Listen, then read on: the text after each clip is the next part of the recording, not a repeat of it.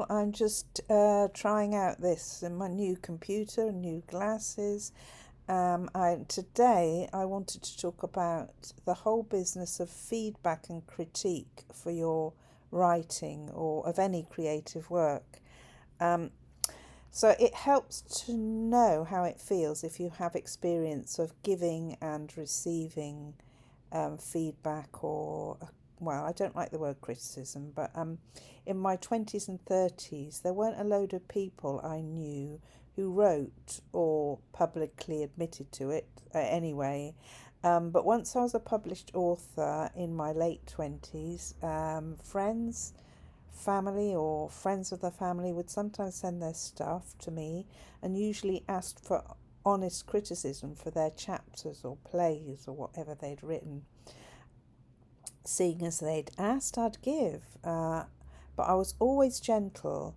It was far easier to point out typos or clunky sentences or ambiguous paragraphs which may have needed clarification. Most didn't want more dramatic structural changes, and it's just as well because even if I did feel confident enough, I doubt that I'd have spotted them. No, I was better at dealing with the individual trees than the whole wood. This, I'm now thinking, is an ADHD thing, focusing on specifics but not so good at analysing the whole. I can't say this applies every time, but as I take a long time to read a book, which I've covered in previous blogs and videos, then it is easy to lose sight of the whole, or when a story might be losing its way.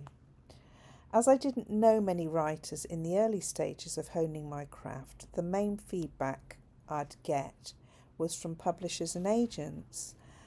I'd prefer it this way too, as with people close to you, it was like bearing your soul. The problem with publishers, though, is they're a busy lot. If you got any feedback at all, you were lucky.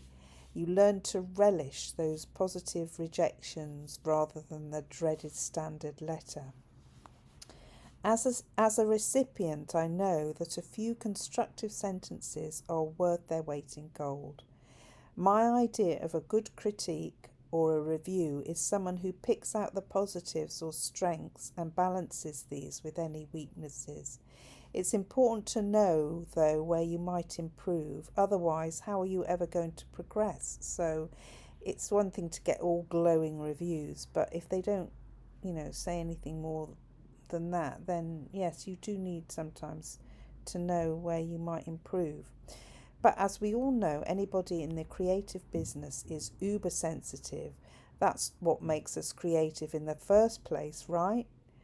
And as autistics, we know only too well what rejection sensitivity dysphoria can do to us.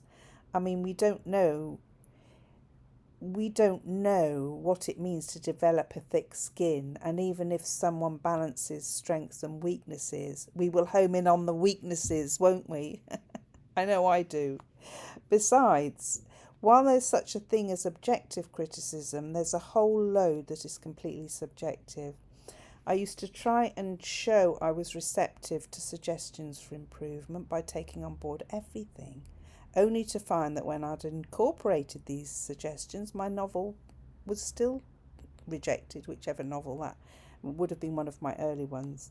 So I evolved a general rule of thumb, which was this: if only one person made a criticism about some aspect of my book, then I took it with a pinch of salt, depending on whether I agreed with it or not and who was giving it, of course.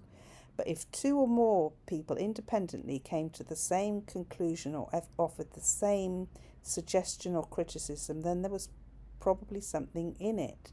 Even then, I had to, if it seemed I agreed with it, then yes, I definitely did it. But if it was, again, sometimes it's still subjective. But as for giving criticism, I prefer to do critiques or even better feedback, which is a much broader concept, the word feedback.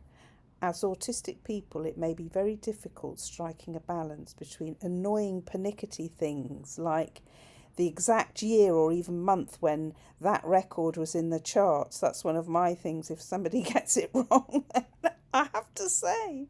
But there's a balance between being pernickety and being sensitive. The other side of the autistic coin is we are often people pleasers and don't want to upset people. We know what it is to feel the aforementioned dreaded rejection sensitive dysphoria, or RSD, mentioned earlier. Another rule of thumb now is that if someone posts a work of art, a poem or a photograph on social media, I'll never offer a critique unless it's asked for. And people will freely ask for it if they want it. They'll say, do you prefer painting A or B? Do you prefer the font on book cover A or B or C? Can you suggest how I might improve this piece of writing, synopsis, pitch, etc.? That is absolutely fair game and what specialist Facebook groups, etc. are set up for. But a person's personal Facebook page isn't the place for art criticism, however well intentioned.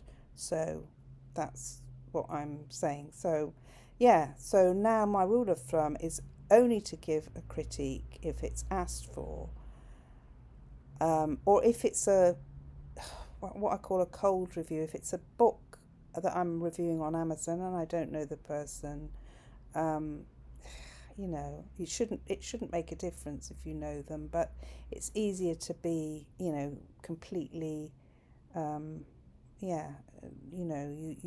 it's just a book like from an unknown author, and even then though you would try and give a balanced review.